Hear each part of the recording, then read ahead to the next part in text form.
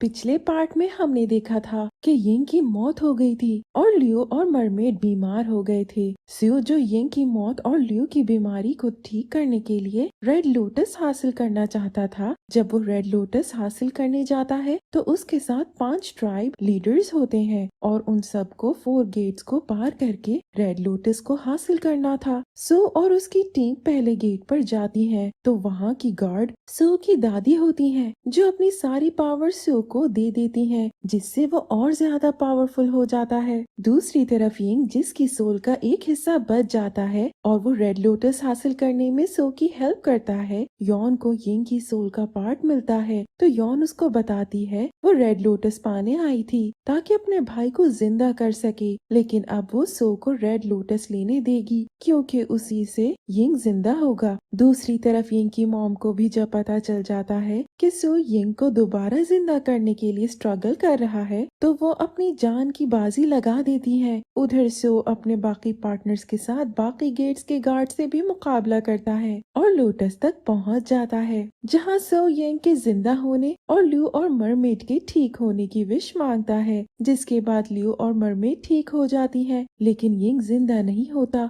और जब वो उसकी बॉडी देखते हैं तो उसकी बॉडी भी गायब होती है। दूसरी तरफ ल्यू और मरमेड ठीक तो हो जाती है लेकिन उनकी मेमोरी चली जाती है। सिर्फ यही नहीं बल्कि उन दोनों की मेमोरी स्विच हो जाती है और ल्यू मरमेड की तरह जबकि मरमेड ल्यू की तरह बिहेव करने लगती है, लेकिन दोनों ही स्यू को पसंद करती थी इसलिए स्यू बहुत कंफ्यूज्ड होता है। इसके साथ साथ वो यिंग के गायब होने पर भी परेशान होता है। यॉन एक पार्टी में जाती है तो वहाँ उसे एक बहादुरी से लड़ता एक लड़का नजर आता है जो हर किसी को अपनी बहादुरी से हरा देता है। यॉन जब उसे देखती है तो वो शॉक रह जाती है कि वो यिंग है। यही हमें पता चलता है कि यिंग की मेमोरी भी गायब हो चुकी होती है। उधर फायर किंग यिंग की मेमोरी लॉस का फायदा उठाकर उसे स्यू के खिलाफ करके उसको स्यू को मारने पर उकसाता है, जिस वजह से यिंग को बस ये याद होता है कि स्यू ने उसको कत्ल किया था, इसीलिए वो अपने भाई स्यू से बदला लेना चाहता है। यिंग स्यू से मिलने उसके किंगडम आता है तो उसके बदले हुए रूप की वजह से स्यू उसे पहचान नहीं पाता। नेक्स्ट हम देखते हैं कि स्यू ल्यू को रिंग पहनाता है, दोनों एक हो जाते हैं और ल्यू भी इमोर्टल आइस लेडी बन जाती है। उनकी शादी में जब सब खुश होते हैं तभी फायर किंग उनकी खुशी में रंग में भंग डालने आ जाता है और मरमेड को अपने साथ ले जाने के लिए कहता है, जिस पर दोनों ट्राइब्स में लड़ाई हो जाती है। सो की तरफ से ड्रीम किंग लड़ता है लेकिन फायर किंग खुद लड़ता है और जैसे कि हम सब जानते हैं कि फायर किंग ताकतवर होता है और वो ड्रीम किंग को हरा देता है, जिसके बाद ल्यू फायर किंग से लड़ने आती है लेकिन फायर किंग ल्यू को भी हरा देता है। अब फायर किंग जो अपने ताकत के नशे में मस्त होता है और मरमेड को अपने साथ ले जा रहा होता है, उसी वक्त यिंग वहां आकर फायर किंग को हरा देता है।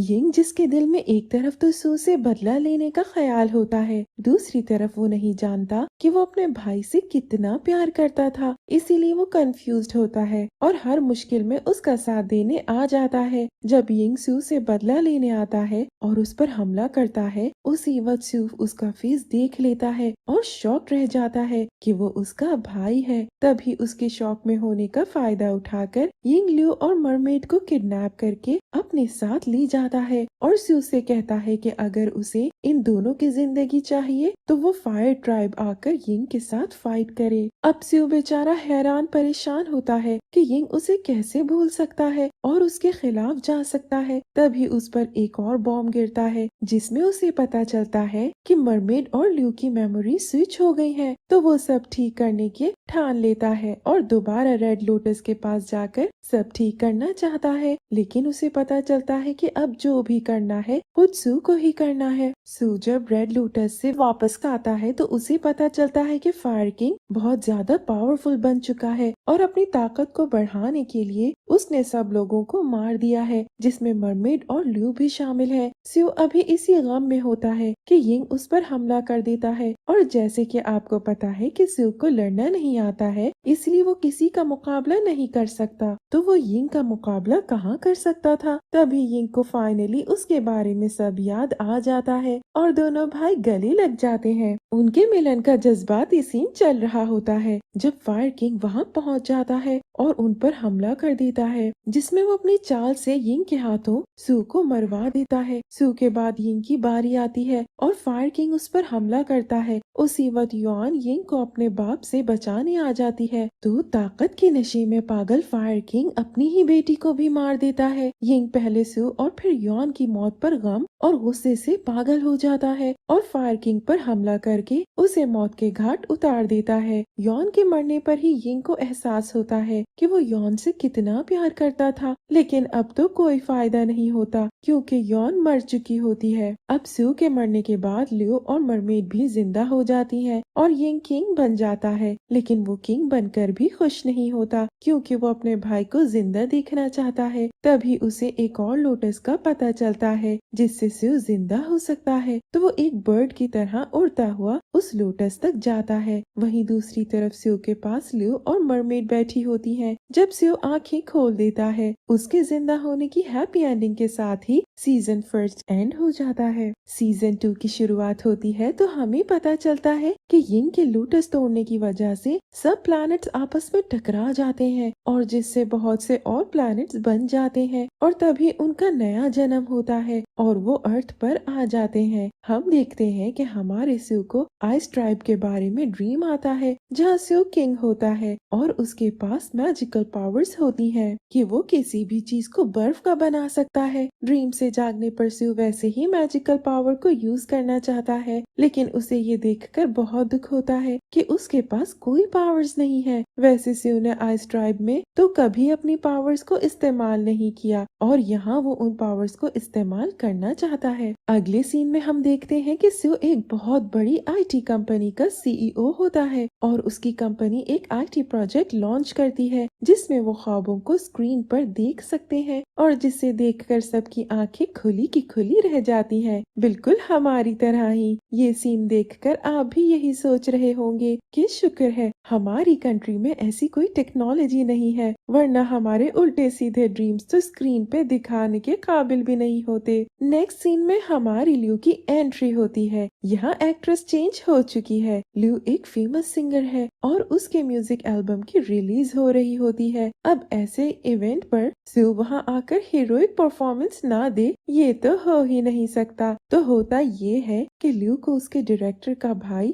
फायर बलून में बड़ा रोमांटिक माहौल बनाकर प्रपोज करता है क्योंकि उसे लगता है मीडिया के सामने लियू इनकार तो कर ही नहीं सकती। पर लियू मीडिया को खातिर में लाए बगैर उसे नो कह देती है, लेकिन उसके फोर्स करने पर बैलून से जंप कर देती है। अब सब देख रहे हैं कि ये गिरेगी तो 2-3 हड्डियां तो लाजमी टूट जाएंगी, लेकिन हीरो के होते हुए ऐसा तो नहीं हो सकता ना। सू लियू को बचा लेता है और उसे अपनी बाहों में उठाए ले जाता है। आगे हम देखते हैं कि लियू की कंपनी का डायरेक्टर अपने भाई की रिजेक्शन का बदला लेने के लिए लियू की जगह किसी और सिंगर को हायर कर लेता है और लियू के साथ कॉन्ट्रैक्ट खत्म कर देता है। सू इस मौके का पूरा फायदा उठाते हुए उसे अपनी कंपनी में काम करने की ऑफर करता है और साथ अपना कॉन्ट्रैक्ट भी दिखाता है, जिसे पढ़कर लियू की आंखें शौक से बाहर आ जाती हैं। कॉन्ट्रैक्ट में लिखा होता है कि लियू 30 साल तक सू के साथ काम करने की पाबंद होगी और यही नहीं, इस टाइम पीरियड में वो न किसी से शादी कर सकेगी और न ही किसी को डेट कर सकेगी। जाहिर है सू एक इमोर्टल पास्ट में इमोर्टल रह चुका था, तो वो उसी हिसाब से अपनी कंडीशंस रखता है। लियू शौक से बाहर आकर सू का कॉन्ट्रैक्ट फाड़कर उसे अपने घर से बाहर निकाल देती है। नेक्स्ट सीन में हम देखते हैं लियू जिसे उसकी कंपनी ने घर खाली करने का कह दिया है और उसके पास जॉब भी नहीं है, वो एक रेस्टोरेंट में मंकी बनकर परफॉर्म कर रही होती है। सू को ये देखकर बहुत दुख होता है और वो लियू की परफॉर्मेंस के बाद उसके पीछे बात करने आता है। वो बिल्डिंग की रूफ पर बात कर रहे होते हैं जहाँ लियू का पाँव स्लिप होता है और वो गिरने लगती है। उसे बचाते हुए सू भी गिरने लगता है, तो वो लियू को अपनी बाहों में उठा लेता है। उसी वक्त सू अपने मैजिकल पावर्स पावर्स यूज करता है और जैसे जैसे स्यू जमीन की तरफ आता जाता है एक आइस स्लाइड बनती जाती है जिस पर फिसलते हुए स्यू सेफली जमीन पर आ जाता है और ल्यू जिसे पास्ट का कुछ भी याद नहीं होता ये देखकर शौक से बोलना ही भूल जाती है। आगे हम ल्यू और स्यू को कार में देखते हैं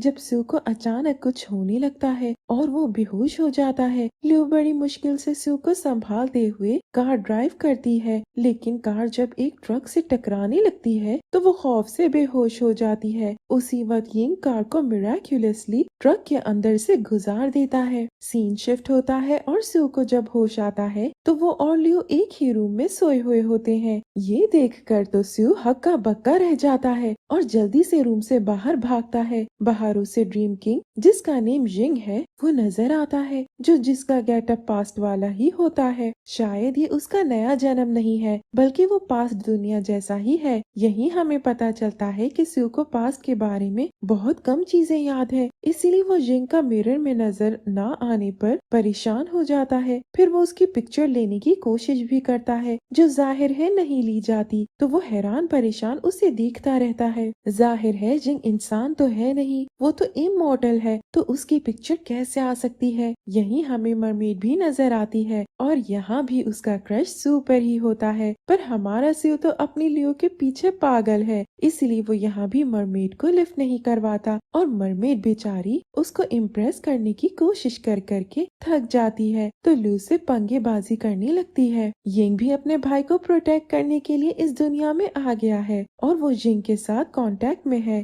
जो उसे स्यू के बारे में गाइड करता है क्योंकि यिंग ने जब यॉन को जिंदा किया था तो एक ईविल यॉन भी वजूद में आ गई है और वो स्यू की जान की दुश्मन बनी हुई है क्योंकि वो फायर ट्राइब की है और स्यू को उसी से बचाने को यिंग आता है। अब स्यू जो दूसरी दुनिया के बारे में बहुत कुछ भूल गया है और अपने ड्रीम से ही उसे दूसरी दुनिया को जानने में हेल्प मिलती है वो जिंग को देखकर पहचान लेता है और जिंग स्यू के साथ ही रहने लगता है। स्यू को ड्रीम में ल्यू दूसरी दुनिया में नजर आती है जो मर रही होती है तो वो ल्यू को बचाने के लिए उस दुनिया में जाना चाहता है पर जिंग नहीं मानता क्योंकि ये तो अगला जन्म है। लेकिन स्यू के जिद करने पर जिंग उसे हक करके रोकने लगता है। उसी वक्त स्यू के गेस्ट आ जाते हैं और वो उन दोनों को देखकर हैरान रह जाते हैं जिस पर स्यू बेचारा शर्मिंदा होकर सफाई देता है कि वो दोनों खेल रहे थे। नेक्स्ट सीन में हम देखते हैं कि ल्यू एक बर्थडे पार्टी में जाती है। वहाँ उसे एक बच्चा मिलता है जो फायर ट्राइब का होता है। वो उसे एक डॉल दिखाता है जिसे देखकर ल्यू को ख्याल आता है कि वो किसी और दुनिया में लड़ रही है। उसी वक्त वो बेहोश हो जाती है। स्यू उसे बचाने आता है तो वहाँ बहुत से लोग होते हैं जिनसे लड़ते हुए वो अपनी मैजिकल पावर्स से सबको बर्फ का बना देता है और फिर बेहोश होकर गिर जाता है क्योंकि वो कौन सा इमोर्टल होता है इसीलिए मैजिकल पावर के यूज के बाद वो थक जाता है। उसी वक्त यिंग वहाँ आता है और ल्यू के माइंड से दूसरी दुनिया की मेमोरी खत्म कर देता है। नेक्स्ट हम देखते हैं कि जिंग अपना होलिया इंसानों जैसा बना लेता है और हेयर कटिंग करवा लेता है जिससे वो और भी हैंडसम लगने लगता है कि स्यू भी उसको नहीं पहचान पाता। उधर ल्यू स्यू की कंपनी के साथ कॉन्ट्रैक्ट कर लेती है। वहीं स्यू और ल्यू के दरमियान एक रोमांटिक मोमेंट आता है जब स्यू और ल्यू दोनों क्यूट सी फाइट कर रहे होते हैं। स्यू ल्यू को किस करने लगता है लेकिन ल्यू उसके पाँव पर अपनी हील रख देती है और बेचारा स्यू सारा रोमांस भूलकर दर्द से चीखने लगता है। आगे हमें पता चलता है कि यिंग ल्यू के स्यू से दूर करने के लिए स्यू की शक्ल में आकर उसको तंग करता था क्योंकि उसे लगता था कि स्यू को उसके साथ खतरा है। यिंग जो अपने भाई को बचाने के लिए सख्त मेहनत कर रहा होता है और उसने लोटस अपने दिल में रखा होता है इसी वजह से उसकी पावर और लाइफ कम होती रहती है और वो मरने वाला होता है। उधर ल्यू का पुराना डायरेक्टर जो इवल यॉन का खास बंदा है वो ल्यू को किडनैप कर लेता है और स्यू को उसकी पिक्चर भेजता है कि तुम इसे जिंदगी में दोबारा कभी देख नहीं पाओगे। ये देखकर स्यू इवल यॉन के बिछाए जाल में फंसकर फौरन उसे बचाने जाता है। जहाँ वापसी का रास्ता ना मिलने पर वो दोनों वहीं फंस जाते हैं। ल्यू की बात पर स्यू को उसके बारे में अपना ड्रीम याद आता है जिसमें उसने ल्यू को मरते हुए देखा था। यानी स्यू और ल्यू का ये दूसरा जन्म नहीं होता बल्कि वो बहुत से जन्म साथ गुजार चुके थे। ल्यू स्यू को बताती है कि वो उसके ख्वाबों में बहुत देर से कोई आता था और अब वो पहचान गई है कि स्यू ही उसके ख्वाबों में आने वाला इंसान है। वहीं स्यू ल्यू को किस करता है तो ल्यू को स्यू का पास्ट के बारे में सब नजर आ जाता है कि स्यू और वो पास्ट में एक दूसरे से प्यार करते थे। इविल यॉन वहाँ आकर उस पर अटैक करती है तो स्यू अपनी मैजिकल पावर खो देता है और कोमा में चला जाता है। जैसे जैसे हम ड्रामे में आगे बढ़ रहे हैं, हम पर ये राज खुलता जाता है कि इस दुनिया के बहुत सारे लोग पास्ट से बिलोंग करते हैं और वो आइस ट्राइब या फायर ट्राइब का हिस्सा है। यानी इंसान यकीन करे तो किस पर करे, क्योंकि वो लोग किसी का भी रूप आसानी से धर लेते हैं और किसी के भी जिस्म में जा सकते हैं। यिंग, जिंग और ल्यू ये सब लोग स्यू को बचाने के लिए इविल यॉन और उसके लोगों का मुकाबला करते हैं। प्यार और नफरत की इस जंग में जीत प्यार की होती है और स्यू जब आइस बॉल से बाहर आता है तो वो फिर से किंग के रूप में होता है, जो अपनी मैजिकल पावर से इविल यॉन को मजा चखा देता है। उधर इविल यॉन के साथ यिंग की यॉन भी अपीयर होती है, जो स्यू के